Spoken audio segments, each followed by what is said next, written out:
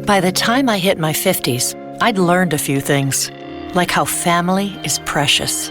Work can always wait. And 99% of people over 50 already have the virus that causes shingles. Not everyone at risk will develop it, but I did. The painful, blistering rash disrupted my life for weeks. Don't learn about your shingles risk the hard way. Talk to your doctor or pharmacist today. Sponsored by GSK.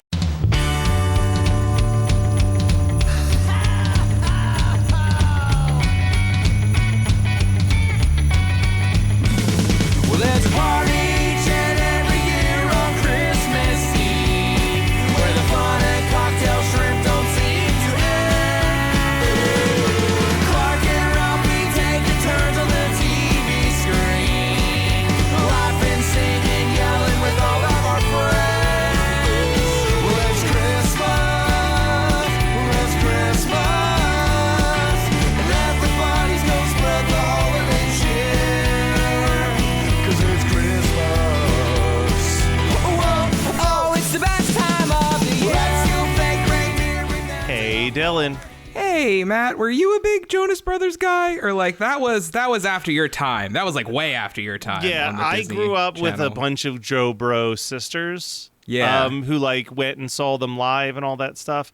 There was like a couple songs. I remember the Year 3000 song being pretty good. Like there was a couple songs. Really, it was like the reunion era of the Jonas Brothers. I was like, hell yeah. And we'll talk about that because they played two songs that I absolutely love. Yeah. But yeah, I think it was they reunited and they released that song Cool. And I was like, ooh, this song's pretty tight. I like that other song that he did with DNCE. Oh, dude, the Cake by the Ocean song really fucking big. rips. Yeah. Talk to that me, song. baby. Well, that song and Sucker, I they get have confused. Another hit? Oh, no. No. That song and then the Jonas Brothers reunion song, Sucker. I'm just a sucker for you. Darn it. Actually, hilariously, I'm looking at my notes because they end with Sucker. That's the last thing in this movie. But I guess I made a typo and it just says Suck is such a great song. But I'm with you, man, because I was the Jonas Brothers to me. Let's say, like, what was the year? What was peak? Joe Bro. Years. I would say it was like that 2008 to 2012. Yeah, range. I was knee deep in 2008 to 2012. I was just coming off of like being like knee deep in the Juggalo world, which I still, again, as everyone knows, I keep a foot in. But I was coming out of that and I was moving much more into like the heavier Warped Tour scene, which again, there's a lot of crossover with those fans, I feel like, in terms of like the scene portion of it.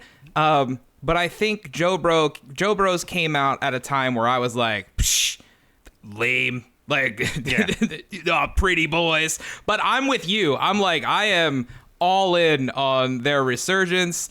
I think even after watching what we're going to be discussing, like, I was like, yeah, I think I genuinely like these guys. Yeah, I at the time that the Jonas Brothers were big, my biggest memory was that I was friends with a band that was playing like Warped Tours and Bamboozle, and they never really blew up, but they very confidently would say that they were trying to be the pop punk Jonas Brothers. Which I think there was quite a few bands in that time period I would that were say, like, hold on, All Time Low, The Main, the Main the for sickest, sure. Forever the Sickest Kids went that direction a little bit. Yeah, and these there's were like a lot of them. These are all bands. No hate, I love The Main. The Main is still one of my favorite bands because I think they just do great work changing it up every album. I think they're awesome. But yes, 100%. I think there were a lot of people out there.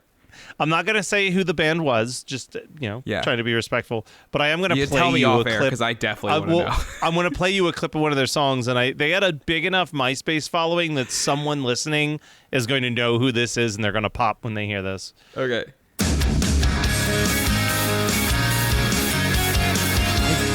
Vaguely recognize this. Did they play the whole tour? What was that? Do you know if they play the whole Warped Tour, or were they like a one-off date, or were they did the full tour. They did the full tour? Okay, hold on. But they what were like year? They probably played at like 10 a.m. Yeah. The Warped Tour. Do you know what year? I really, off the top of my head, I don't. But yeah, you'll just tell me off air what the name of the band is, because I recognize it, but a lot of these, I for lack of gotta a better crank this term, up for this chorus. She's got me dancing for the ceiling to a rhythm I can't control. She's always preaching and I believe in we can make it on our own.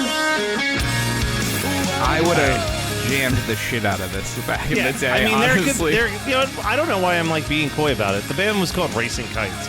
That was their song. Okay, yes, I do remember them. I don't, kind of like you were saying, like, this is a band that played probably really early in the morning. No shame to that. A lot of the listen, bands you're an unsigned band touring with a Exactly. bunch of big name bands. No one's putting you at like the 5 p.m. slot at that point. They were like there was another band out of Baltimore that was very, very similar. The name is Me, escaping You, me and right Everyone We Know, because they used to play with them a lot. And I remember Possibly. That I might remember have that been being it. like the Baltimore Anyway, total Yeah. sidetracked all over the place. Let's talk about kind of. You had said this to me, and then it kind of made its way into my Letterboxd review of this movie. Yeah.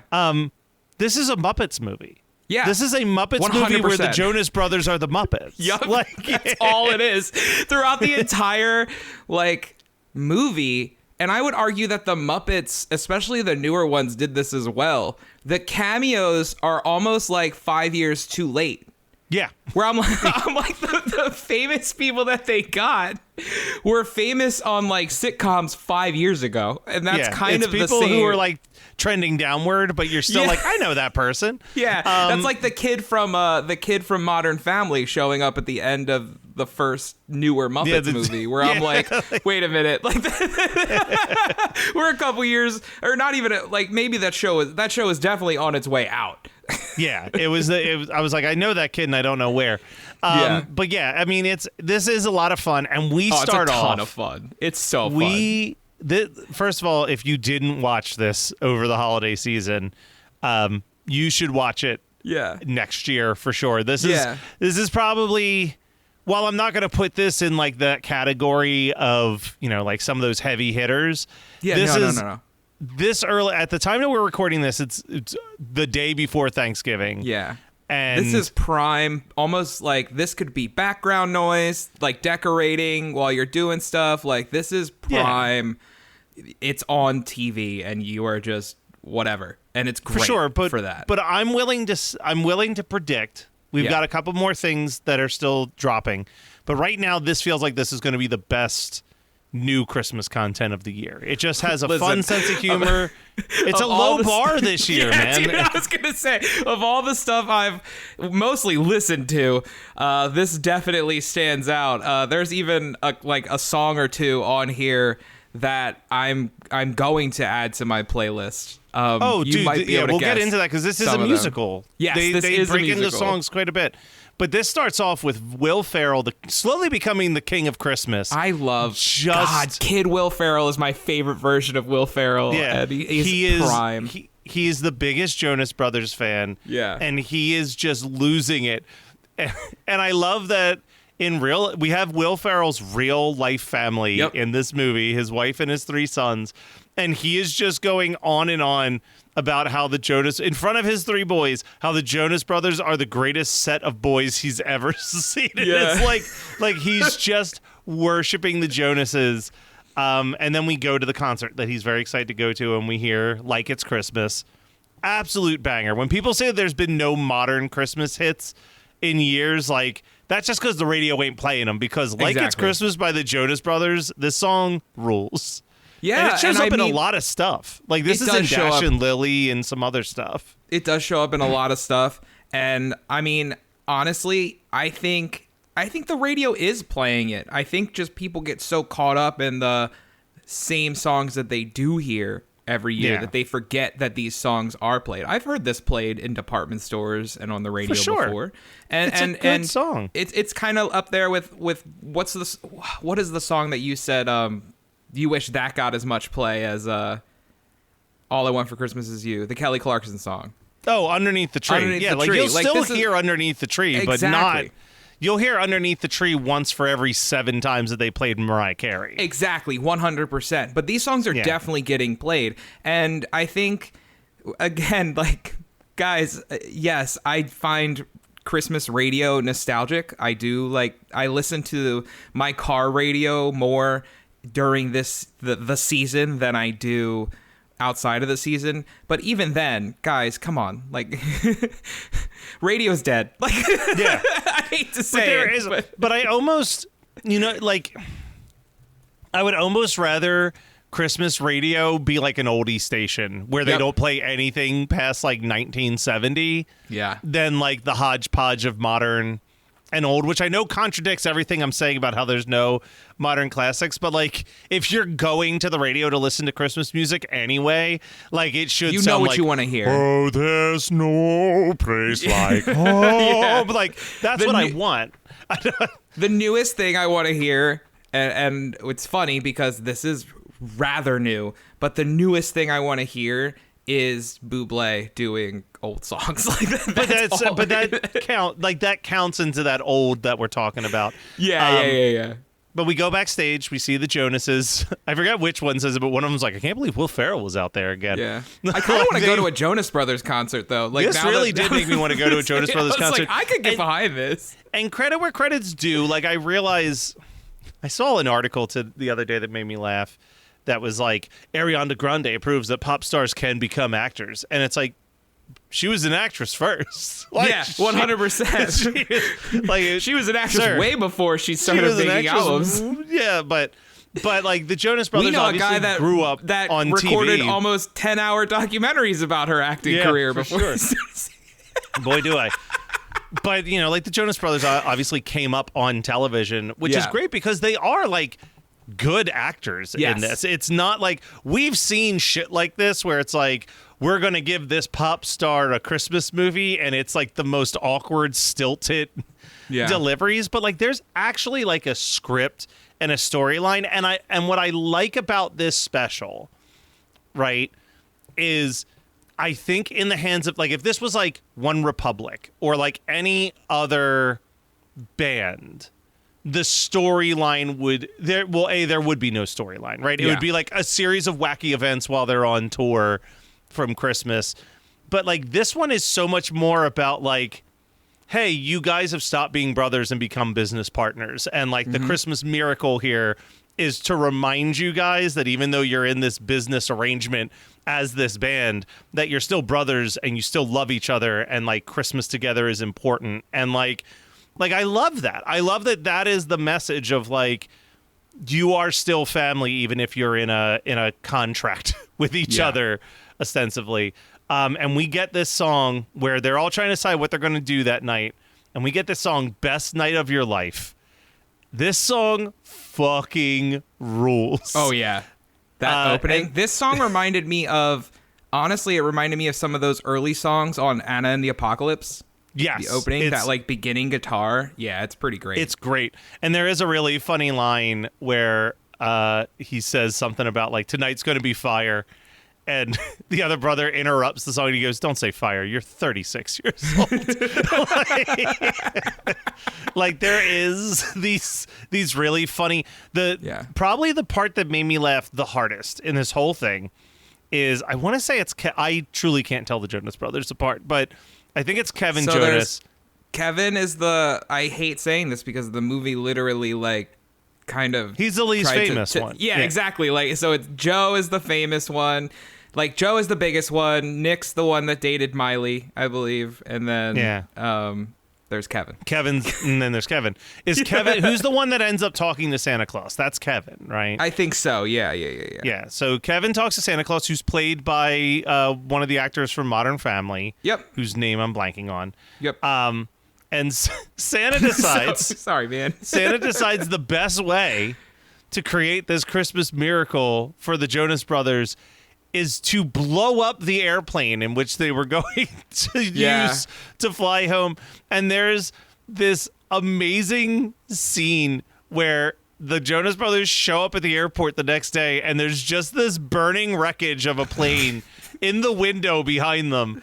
And the firefighter's like, yeah, like apparently something caught on the fuel line and the thing just went up. And they're like, well, is there another plane we could use? He goes, I'm a fireman. And then he goes, aren't you guys famous? Shouldn't you have some type of private plane? And then one of them goes, well, that's uncalled for. Yeah. Like there's constantly these jokes that are kind of punching down on them not being as famous as everyone likes to pretend they are, or that they're not as successful as everyone thinks that they are. Like, it is very charming. You've been lost in the woods for hours now, stumbling around in the dark. You come around the bend and see two people roasting marshmallows over a roaring fire. They see you coming into the clearing and gesture over to pull up a log. Welcome to Campfire Ashes. I'm Paul. And I'm Jess. Join us as we tell each other our originally written spooky stories around the campfire and then dive into the lore and legends that inspired them. Is it something that goes bump in the night? Is it something menacing lurking past the tree line? Or is it just weird and otherworldly? You'll find it here on Campfire Ashes. You can find us on Spotify, Apple Music, Amazon Music, or right here on the Geekscape Network. What I also like about it is that the way they made this movie was not, okay, we're going to kidify it. Like they didn't kidify it, and it also wasn't like they were doing this because they had a new album out that they were trying to promote. Nope. Like this just felt like someone pitched this crazy idea of what if we do a Muppets movie with the Jonas Brothers trying to get home for Christmas. And the Jonas Brothers were like, yeah. And like I think that that's what makes it really great. Yeah. Is that they punch down on themselves more than they punch down at anybody else in this. Yeah. Like they are the butt of almost every joke in this movie, and that's what especially makes it so Nick, fun. I feel like Nick takes like the you come off. Is he of the this, one that's like the biggest sellout throughout it? Like he's the one that's dickhead. promoting Brotox. It's Botox for men. Yeah, I think so. Wait, so Joe is the one that reconnects with his like the girl that moved away. Nick is the one. Nick is the one. Nick is the one who feels like he does everything for them. He's the one that's like he's the one that the publicist called and asked. Played by Laverne Cox, again, like a cameo many years removed from our height of popularity. Nothing wrong with it. I'm just saying it really stands out. But Nick is the one that the publicist called and said, would you like to extend the tour? And he's like, yeah, I don't know about all that. Yeah. He's the one that gets really pissed off at his other two brothers. But I think he like a lot of the brunt of the heel role in this movie is taken on by him, and I think he does a good job at it. No, 100%. So they have to call an Uber, and Andrea Martin shows up, and she is just full She's of Christmas delightful. spirit. God, she's cars delightful all in decked everything. out. She's so good. It's so funny. And they are so I can't mean believe to we her. have like so many. Like we could do an Andrea Martin month if we hadn't covered Black Christmases before. Yeah. We could do a whole month. She was in Black Christmas. She was in that great news show that we did an episode of. Like, love her energy. They end up at this horrible hotel, and there's another line that killed me where they're like looking at this awful danky hotel room that they're staying in, and then they look online and he goes, all the Yelp reviews just say don't. Yeah.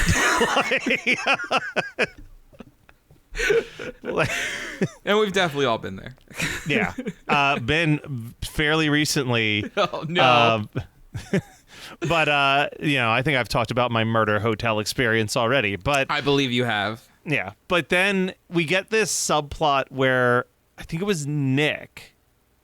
Nick was the star or the co-star of a Home Alone musical. Yes. And this was the song. This, when I'm talking about a song is 100% added to my playlist. There are multiple, but this is the main one. This shit is fantastic.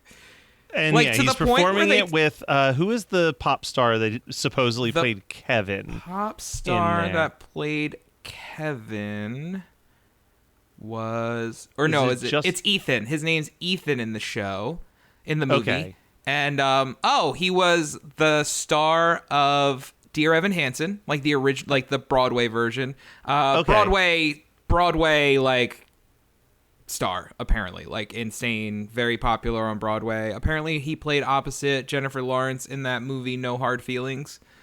Okay, as well. But yeah, so Ethan is who he is a friend of, or he was in this show, a frenemy of, and they talk about how there was a lot of feelings about him having to play the father. Nick was like, I'm not that much older, and they go back and forth, but they basically crash this guy Ethan doing a Christmas performance in Norway, and he pulls Nick Jonas on stage because they're trying to get to use his private jet. Is their goal, is ask him if they can use his private jet to get back to America because they're stuck in Europe right now, and he's like, I think everyone wants to hear a performance from our musical Home Alone the musical. So they start singing this song. To which I'm not gonna lie, I did pause for a second and go, is this a thing? With how many movies have been turned into musicals, right? it's understandable. It wasn't until they were 3/4 of the way through this song where I was like, there's no fucking way. There's no way. No. So there's this hilarious line where it keeps cutting to them performing the song, and we're getting the reactions of Nick and Kevin watching it. And at one point, one of them just goes, I cannot believe this only ran for 2 weeks. Like they're so in love with the show. But Ethan is like this egotistical young star, and he has this line where he gets so frustrated because the piano player keeps putting them in a higher key. Yeah. And well, Nick's egging him on. Nick is like, keep it going. Yeah. And Ethan can't hit the notes, and he gets so angry, and he starts yelling at Nick Jonas, and he goes, I am a double EGOT. I'm an EGOT. and then he points at the crowd, and he goes, you're the worst city, and you're the worst Jonas. And he storms out. I'm not gonna lie. So this is the bit that stands out the most to me. It's probably my favorite part of the movie. Again, the whole 100%. Thing's enjoyable, but from the moment that they crash this concert to the moment he freaks out, like it's good. It's really well done. Also, pause. Can I just point out, because I'm saying this is my favorite bit, guys, this movie is only 80 minutes long. Oh, that's my other favorite thing about this. 20 minutes. Like This is a delight. Thank you. How quickly you can be watching it and be done with it. Yeah. So the other reoccurring character that we have in this movie is Billy Lord, is Cassidy, who is the travel agent that's trying to get them home, but she's going through a breakup, and she's the one that's like, you could fly with my ex, who is a pilot. And she connects them with the pilot, and this is when they're almost home. It's looking like they're near the end. Another weird. I have to assume he was cast for who he was. It's Archie from Riverdale. It's KJ Apa. Just he doesn't have his red hair. Again, it's so funny because like this would have been a big pull 5 years ago. 5 years ago, yeah. So at this point, they've run out of clothes. They've run out of clothes, so the brothers are wearing these weird shirts that they purchased. And I just wanted to write down both of the shirts that made me laugh. Yeah. The one says, I don't give a schnitzel, and the other one says, I'm on my worst behavior. Mm-hmm. Just good puns. How do you not love that? But they're almost home, and this is when two things happen simultaneously. They find out that Joe has agreed to extend the tour without really telling his brothers that. Nick has agreed to extend the tour. Nick's the middle brother. Joe's the oldest. I think. Without really running it past them, and they get very upset about how this is going to affect their family plans. And their pilot, Gene, starts to have a meltdown because he sees Cassidy posting things online and he's trying to win her back. So instead of flying, he's trying to take a good shirtless selfie. And eventually the plane crashes and they have to survive in the wilderness.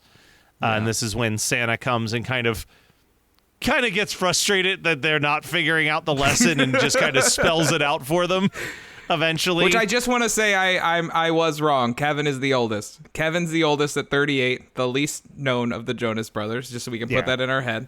Joe, probably the biggest of the Jonas Brothers. He is 36. He's the middle. And then Nick is the youngest. And he is the one that takes it as... he's the one that, like I said, feels like he has to do everything.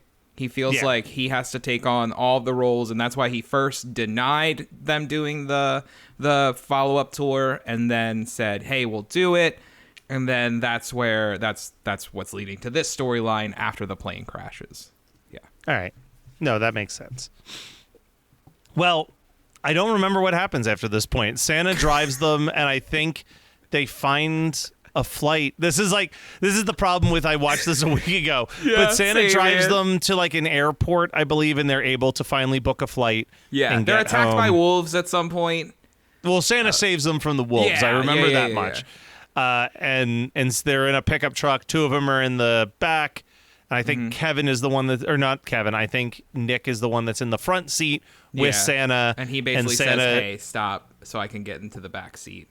Or into the back. And they reconcile, and they all have Christmas together. And it's a really beautiful moment of them all having Christmas together. Joe reconnects with his childhood friend. We haven't really talked about that, but honestly, it's pretty randomly forgettable. Comes up. It is very quite forgettable.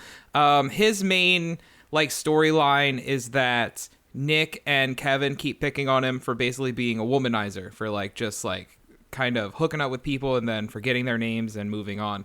So when he runs into this woman and says it's something he feels like it's something serious, he's scared to take it to the next level, but she comes and spends Christmas with them. It is a beautiful ending where we get mostly the real Jonas Brothers family. That is Nick's real family. That is their real people. And we get the usually unseen Jonas brother that was there as well. That's a nice moment. But I mean, I gotta be honest, man, this might be a yearly for me. This might be. I think this is definitely going to be a yearly watch for me. Again, the biggest win is that it's under 90. This is a perfect.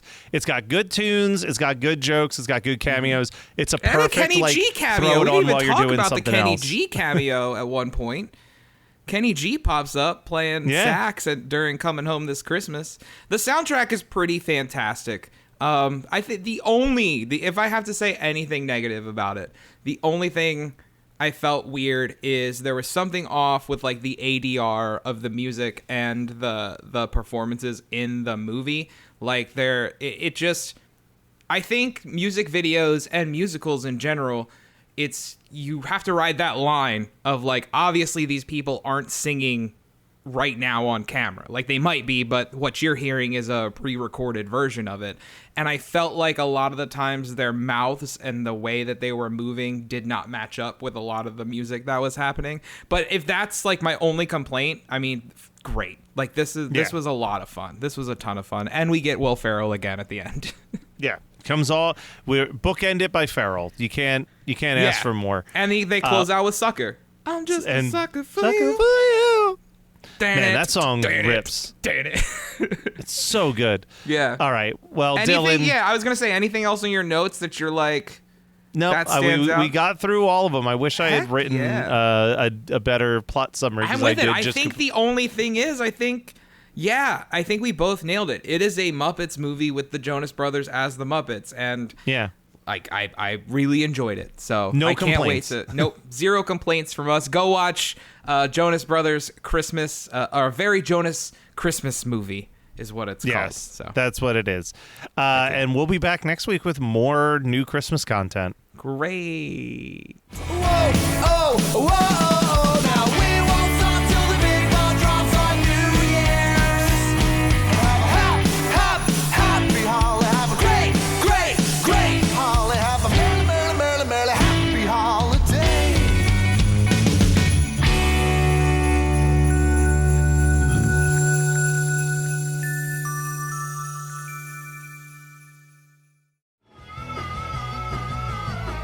listening to the Geekscape Network.